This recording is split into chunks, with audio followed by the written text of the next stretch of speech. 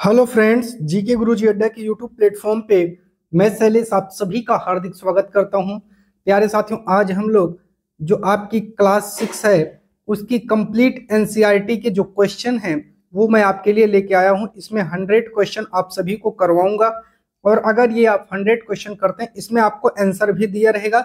साथ में इसका जो पीडीएफ है वो हमारे टेलीग्राम चैनल पे आपको मिल जाएगा फ्री में। टेलीग्राम चैनल पे जाके ज्वाइन हो जाइए, लिंक कमेंट बॉक्स और डिस्क्रिप्शन दोनों जगह है, जुड़ जाइए, वहां पे इसका फ्री पीडीएफ आप सभी को मिल जाएगा।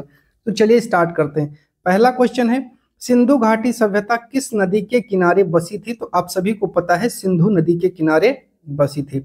प्रश्न संख्या 2 की तरफ चलते हैं। हड़प्पा सभ्यता का प्रमुख नगर कौन सा था? तो इसमें जो सबसे प्रमुख नगर था वो था आपका हड़प्पा साथियों। ठीक है, चलिए। लोथल किसके लिए प्रसिद्ध था? आप सभी को बताना, लोथल बंदरगाह के लिए प्रसिद्ध था। अगला प्रश्न है, वैदिक सभ्यता का आरंभ किस नदी के किनारे हुआ था? तो सभी को पता है सरस्वती नदी के किनारे हुआ था। एक और याद रख लीजिएगा कि उस सभ्यता में सर्वाधिक बार किसका यूज हुआ है? तो सर्वाधिक बार सिंधु नदी का यूज हुआ है, याद रखिएगा। ठीक है, चलिए। ऋग्वेद में कितने सूक्त हैं? 1028 सूक्त हैं, याद रखिएगा। ठीक है साथियों, चलिए। अगला प्रश्न है, वैदिक काल के लोग मुख्यतः क्या करते थे? तो ये पशुपालन किया करते थे। ये क्वेश्चन कई बार आया है, इस पर स्टार बना लेना। ठीक है, चलिए। राजा जनक किस राज्य के थे? मिथिला के थे, याद रख लेना भैया। आगे चलते हैं, बुद्ध का जन्म कहाँ हुआ था? लुम्बिनी में हुआ था। ठीक है। सारनाथ में क्या किया था? प्रथम बार इन्होंने उपदेश दिया था, ये लिख लीजिएगा। ठीक है, जो चीजें इंपॉर्टेंट बताऊं उसको लिख लीजिएगा। पहली बार उपदेश दिया था। बोध गया में इनको क्या हुई थी? ज्ञान की प्राप्ति इनको कहाँ हुई थी? बोध गया में। ऐसे याद रख लीजिएगा, बोध किसी चीज का बोध हो जाना, ज्ञान हो जाना। ठीक है, चलिए आगे बात करते हैं। महावीर स्वामी का संबंध किस धर्म से है? तो जैन धर्म से है, याद रखिएगा। महावीर स्वामी के पिता का नाम क्या था? तो सिद्धार्थ। ठीक है, और जो सिद्धार्थ है ये बुद्ध के बचपन का नाम है, तो ये भी याद रखिएगा। बुद्ध के बचपन का क्या नाम है? तो बाबू सिद्धार्थ है, याद रखिएगा। ठीक है। बौद्ध धर्म की पहली सभा कहाँ पर हुई थी? राजगृह में। अब सर जी हमको भूल जाएगा, एग्जाम में कैसे लेके जाए यार? पहली सभा अगर बौद्ध क्योंकि कहाँ हुई? राजा के घर में, तो ऐसे याद रख लीजिएगा, राजगृह में। ठीक है, चलिए। अशोक किस वंश का शासक था? मौर्य वंश का शासक था। कलिंग युद्ध के बाद अशोक ने कौन सा धर्म अपनाया? बौद्ध। अब ये भी अगर आपको कंफ्यूज करे तो अशोक की बुद्धि खुल गई भैया, याद रख लेना। कलिंग के बाद अशोक की बुद्धि खुल गई, इसलिए उसने बौद्ध धर्म अपना लिया। अगला क्वेश्चन, मौर्य साम्राज्य की राजधानी क्या थी? जल्दी से बताइए। तो इसकी राजधानी थी पाटिलपुत्र। क्या थी? पाटिलपुत्र। चंद्रगुप्त मौर्य के गुरु कौन थे? याद रखिएगा, चाणक्य। इनका एक नाम और है साथियों, इन्हें प्रेम से हम कौटिल्य के नाम से भी कहा जाता है और विष्णुगुप्त भी इन्हीं को ही कहा जाता है। चाणक्य की प्रसिद्ध पुस्तक कौन सी थी? अर्थशास्त्र थी, याद रख लेना साथियों।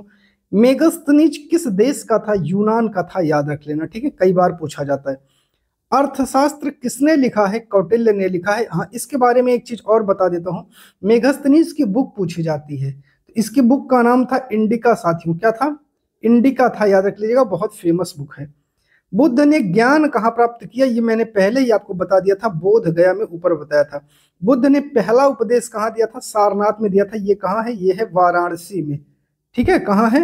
वाराणसी में। किसको दिया था? 5 ब्राह्मणों को दिया था जो इनके साथ तपस्या कर रहे थे और इनको छोड़ करके वापस आ गए थे। बुद्ध के अनुयायियों को क्या कहा गया है? तो भिक्षु कहा गया, याद रखिएगा। जैन धर्म में कितने तीर्थंकर हुए? कुल 24 तीर्थंकर हुए, याद रखिएगा। चलिए एक क्वेश्चन आपसे, पहले तीर्थंकर कौन थे? आप सभी को कमेंट करना है। पहले तीर्थंकर का नाम क्या था? जैन धर्म के अंतिम तीर्थंकर महावीर थे, याद रखिएगा। ठीक है। बुद्ध शब्द का अर्थ क्या होता है? ज्ञानी होता है। और महाजनपदों की संख्या कितनी थी? 16 थी। ठीक है, चलिए। मौर्य साम्राज्य की स्थापना कब हुई थी? 321 ईसा पूर्व हुई थी, याद रखिएगा। बुद्ध की मृत्यु कहाँ हुई थी? कुशीनगर में हुई थी, याद रखिएगा। ठीक है, चलिए अगले प्रश्न की तरफ चलते हैं। गुप्त वंश की राजधानी क्या थी? तो पाटिलपुत्र, ये तो सभी को पता है। ठीक है, चलिए। चंद्रगुप्त द्वितीय का प्रसिद्ध उपनाम क्या है? विक्रमादित्य है, याद रखिएगा। अगला प्रश्न है, नालंदा विश्वविद्यालय किसके समय प्रसिद्ध था? ये पाल के समय प्रसिद्ध था, याद रखिएगा। आर्य समाज का संस्थापक कौन था? दयानंद सरस्वती थे, याद रखिएगा। वैदिक ग्रंथ कितने हैं? 4 हैं, ठीक है। चलिए, वेदों में कौन सा सबसे प्राचीन है? याद रखिएगा, सबसे प्राचीन है ऋग्वेद, ठीक है। चलिए, महाजनपदों में मगध कहाँ स्थित है? तो बिहार में है, याद रखिएगा, ठीक है। चलिए, चंपा किस राज्य की राजधानी थी? अंग राज्य की राजधानी थी, याद रखिएगा। बिंबिसार किस वंश का शासक था? हर्यक वंश का शासक था, याद रखिएगा। अजात शत्रु किसका पुत्र था? बिंबिसार का पुत्र था, याद रखिएगा। आगे बात करते हैं अगला, मौर्य साम्राज्य के बाद कौन सा वंश आता है? शुंग वंश आता है, याद रख लीजिएगा, ठीक है प्यारे। चलिए, हर्षवर्धन की राजधानी क्या थी? कन्नौज थी, याद रखिएगा। हर्षचरित्र किसने लिखा था? बाणभट्ट ने लिखा था, याद रखिएगा। कालिदास किसके दरबार में थे? तो विक्रमादित्य के दरबार में थे, याद रखिएगा। मेगस्थनीज की पुस्तक का नाम इंडिका, मैंने ऊपर आपको बता दिया था, ठीक है। चलिए, नालंदा विश्वविद्यालय किस धर्म से जुड़ा है? तो बौद्ध धर्म से जुड़ा है, याद रखिएगा। सिकंदर भारत आया था किसके समय में? नंद वंश के समय में आया था। सिकंदर का गुरु कौन था? अरस्तु था, याद रखिएगा, ठीक है। बौद्ध धर्म की भाषा क्या थी? तो पाली थी, याद रखिएगा। और जैन की पूछता है तो प्रकृति थी, ठीक है। मैंने दोनों एक साथ लिख दिया है, कोई दिक्कत नहीं की। त्रिपिटक किस धर्म से संबंधित है? बौद्ध धर्म से संबंधित है, याद रखिएगा। बोध गया किस राज्य में है? तो बोध गया बिहार राज्य में है। अशोक के शिलालेख किस लिपि में है? तो ब्राह्मी लिपि में है। खरोष्टी भी इनकी लिपि है, अरमाइक भी इनकी लिपि है, ये भी याद रखिएगा, ठीक है। चलिए, सिंधु सभ्यता को और किस नाम से जाना जाता है? हड़प्पा सभ्यता के नाम से जाना जाता है। हड़प्पा सभ्यता के लोग किस धातु से अनजान थे? लोहे से अनजान थे। मोहनजोदड़ो का अर्थ क्या है? तो मृतकों का टीला होता है, याद रखिएगा। यहाँ से एक बृहद स्नानागार मिला है, ठीक है। ये प्रश्न आया है, मैंने यहाँ दिया है। हड़प्पा सभ्यता की लिपि कैसी थी? तो चित्र लिपि थी, चित्रों के माध्यम से लिखते थे। वैदिक काल में सबसे महत्वपूर्ण नदी आपसे पूछ रहा है, तो आप लोग देख लीजिएगा कौन सी थी? सरस्वती थी, ये तो सभी को पता है। सभा और समिति किस काल में होती थी? तो वैदिक काल में होती थी, ठीक है। आर्यों की प्रमुख भाषा क्या थी? तो संस्कृत होती थी, याद रखिएगा साथियों। वैदिक युग में राजा को कौन चुनता था? तो जो सभा होती थी वो राजा को चुनती थी। वैदिक समाज में सबसे ऊंचा वर्ग किसका था? तो ब्राह्मणों का सबसे ऊंचा वर्ग था। आगे बात करते हैं, यज्ञ किस उद्देश्य के लिए किए जाते थे? तो देवताओं को प्रसन्न करने के लिए यज्ञ किए जाते थे। अब आगे पूछा जाता है कि बुद्ध का बचपन का क्या नाम था? तो बुद्ध के बचपन, अगला प्रश्न है, बुद्ध का जो बचपन है, उनका बचपन का नाम क्या था? तो सिद्धार्थ था। मैंने इसको पहले ही आपको करवा दिया था, ठीक है। बुद्ध के पिता कौन थे? सुद्धोधन थे, याद रखिएगा, ठीक है। चलिए, महावीर स्वामी का जन्म कहाँ हुआ था? वैशाली में हुआ था, याद रखिएगा। जैन धर्म में अहिंसा का अर्थ क्या होता है? तो अहिंसा का किसी को ना मारना, किसी को मारना नहीं है, ठीक है। त्रिरत्न किससे जुड़ा है? याद रखिएगा, जैन से। त्रिरत्न, रत्न की बात करेगा तो जैन, ठीक है। और त्रिपिटक की बात करेगा तो बौद्ध, यहां लिख लीजिएगा त्रिपिटक, ठीक है, त्रिपिटक। अशोक के धम्म का मुख्य सिद्धांत क्या है? अहिंसा है, याद रखिएगा। अशोक के अभिलेख का जो माध्यम है वो पत्थर और स्तंभ है, इसी पर उन्होंने उत्कीर्ण करवाए थे। मौर्य साम्राज्य का संस्थापक कौन था? चंद्रगुप्त मौर्य था, ठीक है। बिंदुसार का पुत्र कौन था? अशोक था। अशोक का, यहाँ है, अशोक का प्रसिद्ध शिलालेख कौन सा है? धौली है, ठीक है। ये कहाँ है? आप लोग को कमेंट करना है, जरा बताइएगा। इंडिया में ही है ये, भारत में ही है, कहाँ है बताइएगा। अर्थशास्त्र में 4 अंग कौन से बताए गए? राजा, मंत्री, देश और धन, इनको 4 अंग बताया गया है। सप्तांग सिद्धांत किस ग्रंथ में मिलता है? अर्थशास्त्र में मिलता है। और ये किसकी पुस्तक है? याद रखिएगा, ये जो है चाणक्य की पुस्तक है, ठीक है, चाणक्य की पुस्तक है। गुप्त काल को किस नाम से जाना जाता है? स्वर्ण। तो ऐसे याद रखिएगा, स्वर्ण होता है उसको हम कैसे रखते हैं? उसको हम गुप्त तरीके से रखते हैं, तो आपको याद रहेगा, ठीक है। चलिए, गुप्त शासक समुद्रगुप्त किस कला में निपुण थे? संगीत। सा से समुद्र, सा से संगीत, ऐसे याद रखिएगा।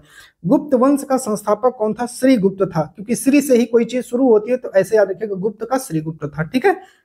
कालिदास की रचना कौन सी है? अभिज्ञान शाकुंतलम में, ठीक है। आर्यभट्ट किस क्षेत्र में थे? गणित के क्षेत्र में थे, ठीक है।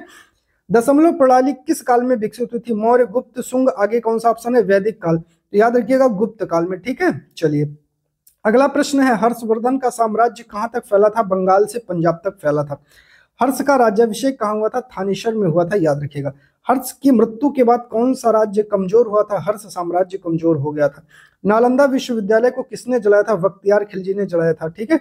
बौद्ध धर्म का प्रतीक क्या है? चक्र है, याद रखिएगा, ठीक है। चलिए, आगे बात करते हैं, धम्म चक्र परिवर्तन का अर्थ होता है जो धर्म है उसका प्रचार करना। बुद्ध ने मध्यम मार्ग किसे कहा है? अत्यधिक विलासता और कठोर तप के बीच के मार्ग को कहा है। जातक कथाएं बौद्ध धर्म से जुड़ी हुई हैं, याद रखिएगा। अवदान किससे संबंधित है? बौद्ध ग्रंथों से संबंधित है, याद रखिएगा। वैदिक समाज में स्त्रियों को शिक्षा का अधिकार था या नहीं? तो था 100%। ठीक है, चलिए आगे बात करते हैं। उपनिषद किस विषय पर आधारित है? तो ये दर्शन पर आधारित है, याद रखिएगा। उपनिषदों को और क्या कहा जाता है? ज्ञान कांड कहा जाता है, याद रखिएगा। सत्यमवद धर्मचर वाक्य किस ग्रंथ में है? उपनिषद में है, याद रखिएगा। बौद्ध धर्म के अनुयायी किसे पूजते हैं? तो बुद्ध को पूजते हैं, याद रखिएगा। अब इसमें बुद्ध को ही तो पूजेंगे। आगे बात करते हैं, अंगुत्तर निकाय किस धर्म ग्रंथ का है? तो बौद्ध धर्म ग्रंथ का, याद रखिएगा। मौर्य काल में प्रशासन का केंद्र क्या था? पाटलिपुत्र था, याद रखिएगा। राजस्व यज्ञ का उद्देश्य क्या था? राजा की सर्वोच्च सत्ता स्थापित करना था। अश्वमेघ यज्ञ किसके द्वारा किया जाता था? राजा के द्वारा किया जाता था। वैदिक लोग किस पशु को पवित्र मानते थे? गाय को। इसे अघन्या कहा जाता था, अर्थात ना मारे जाने योग्य पशु।